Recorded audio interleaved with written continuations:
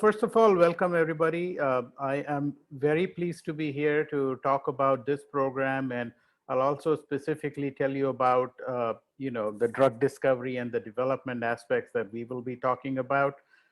From what I just heard from Sujit, this seems like a very exciting program from a person who is willing to learn about the nuances of drug discovery. I see that there's a beautiful blend of theoretical as well as practical knowledge that you will gain. So I really commend Omics for putting together such a beautiful program. Let me introduce myself first. So my name is Uday Saxena, and as Sujit said, I'm a co-founder of a startup biotech company called Reagene Biosciences. I have a PhD and a postdoc, like a lot of people who are in research in cell molecular biology and pharmacology. I started my career in a drug industry in a company called Park Davis Pfizer in the US. And I was part of the team that discovered a drug called Lipitor. Some of you might know it as an atorvastatin. The brand name is Lipitor. This is a drug that lowers total body cholesterol and is used to prevent heart diseases. The interesting thing about this particular drug that I really am excited to tell you about is the fact that this was the largest selling drug to date that has been known to humans. So the peak sales of their drug were between 17 to 20 billion dollars a year. So it was really what in our industry we call a huge blockbuster. From there on, I went to do a startup company in the US called Atherogenics, where I was head of R&D. And we took an idea all the way into clinical trials. I then became the chief scientific officer for Dr. Reddy's, which, as you or some of you may know, is one of the largest Indian pharma companies based out of Hyderabad. And after that, I have become an entrepreneur and doing a startup company myself. So that's about myself. I am part of an organization called FABA. And FABA is a not-for-profit organization that brings together, it's called the Federation of Asian Biotechnology Associations. The whole idea is to bring together different biotechnology bodies from India as well as neighboring Asian countries and share knowledge. And FABA Academy, which is actually it's something that has been launched by FABA to educate young people in the nuances of drug discovery. So we are currently in partnership with Omics right now and very excited to be able to participate in this.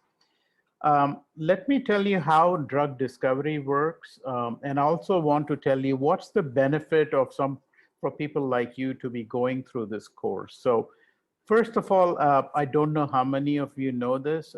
Drug discovery is an extremely long process. It takes an average of 12 to 15 years from having an idea to all the way to bringing a drug to the market. So it's a very long process. The other thing about drug discovery is that it's very expensive. The current estimates of bringing a new drug to the market is about $1 billion to $2 billion.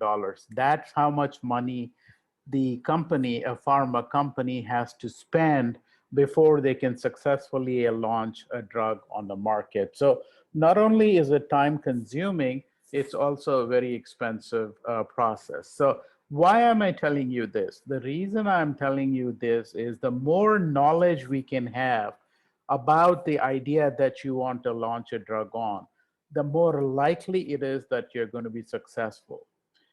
Most of the drugs are based around protein targets, and you will learn a lot about protein targets in the program that's been put together. And so the idea would start from saying, okay, this is a protein that's involved in, say, Alzheimer's, and we need to block its activity, say if it's an enzyme.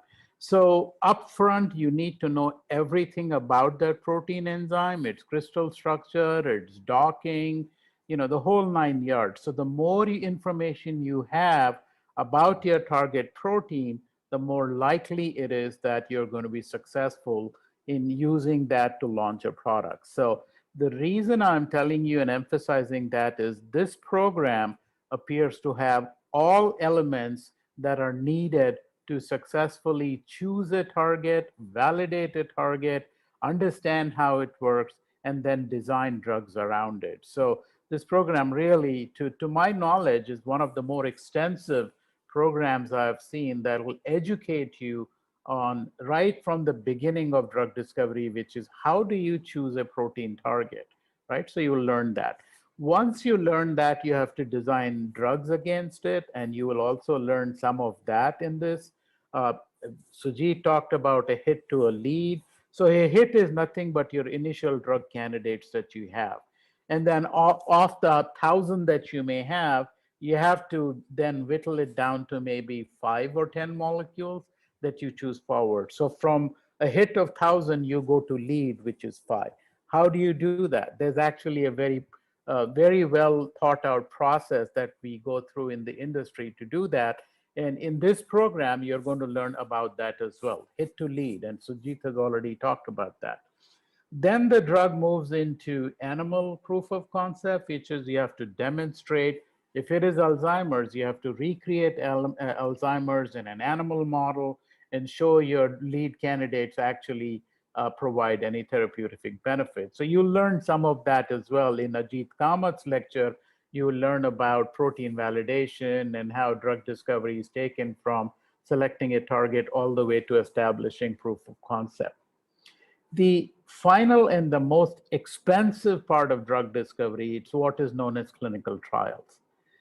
Clinical trials are important because the drugs we design are eventually consumed by human beings. So there are two things that regulatory bodies such as the United States Food and Drug Administration wants from you. If you are a pharma company, you have to demonstrate to them that the drug that you have designed is not only going to be therapeutic, which means it's efficacious and protect against Alzheimer's, but it also has to be safe.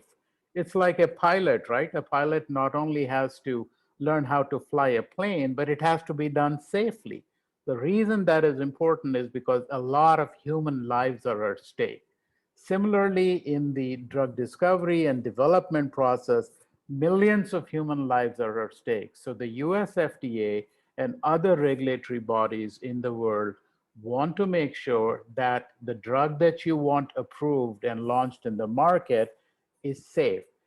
In order to demonstrate that, you have to take it through clinical trials. And the clinical trials typically start in what is known as phase 1 clinical trials, where you dose some healthy volunteers and demonstrate that it is safe.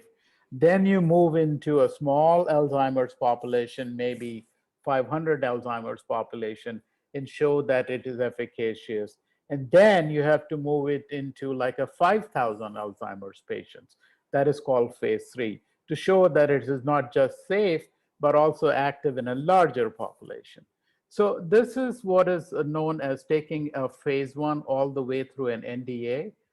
Once you complete all this, you assimilate all that information into a document called New Drug Application or NDA.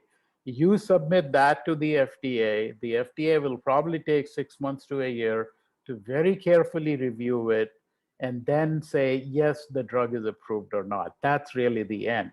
So you will also, and I will be talking to you about that. And I will also not just talk about how to do a phase 1, phase 2, phase 3, but how do you successfully design a clinical trial, right? Because clinical trials alone take about 70% of the budget. So if you're going to spend $500 million, clinical trials probably will take up $200 to $300 million of that. So the whole idea is not to fail in a clinical trial. All of the failures, if you want to have any, should happen in the beginning part. And that's what you will learn. How do you select a target? How do you validate it? How do you design a drug? It is okay to fail at that stage because it's not very expensive.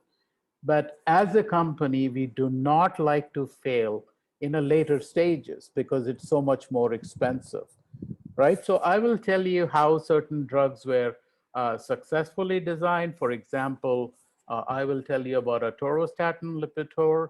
It was actually the seventh product in its class being launched, and yet it became the front runner. Why was that? What was it about that drug that made it competitively beat out six other similar drugs and went ahead? What was the strategy? What was the rationale? What was the clinical trial? It's very important that the clinical trial has to be designed from a market perspective also. It's not just enough to be able to demonstrate that your drug is safe and active, but you also have to convince a physician to prescribe it. You know, the physician will want to know, why should I prescribe your drug versus the three other drugs that's already there, right? And that's all science driven. That's the science that goes behind the commercialization. So I will spend a lot of time behind how successful drugs were designed. And I will also showcase for you how a bad clinical trial design, and I've gone through that also. Not only have I gone through a successful drug design, but in the startup company that I went to after Park Davis, we actually had a drug fail in phase 3 after spending $800 million. So what went wrong? What were the lessons? So I'll tell you about that as well. So I think in summary, what I'm trying to tell you is that this is a very exciting course for anybody who wants to be educated in this whole business of translational research slash drug discovery. And as somebody who has run large organizations such as Dr. Reddy's, I'll tell you, one of the things I looked for when I was hiring people was, what knowledge do they have of the drug discovery business that they get into, right? So more likely, I always like to hire people that had more knowledge about what they were getting into than people who had no knowledge at all. So some of you may be interested in a career in the industry. So this course will educate you in what it takes to get to the industry. So I'm very excited to be part of this program and really look forward to meeting all of you. I believe my session is on the 22nd of July, but you will also hear from some of my colleagues. Sujit mentioned Ajit Kamath. Ajit is also an industry veteran. He has worked at Pfizer, and he's going to tell you about the early phase, you know, how do you select a drug and all that. So both parts are very important. What's called as the preclinical part that Ajit is going to address, and the clinical part, which is what I'm going to address. So I think I'm going to stop now, but thank you very much for your time, and I hope and look forward to seeing you at these workshops.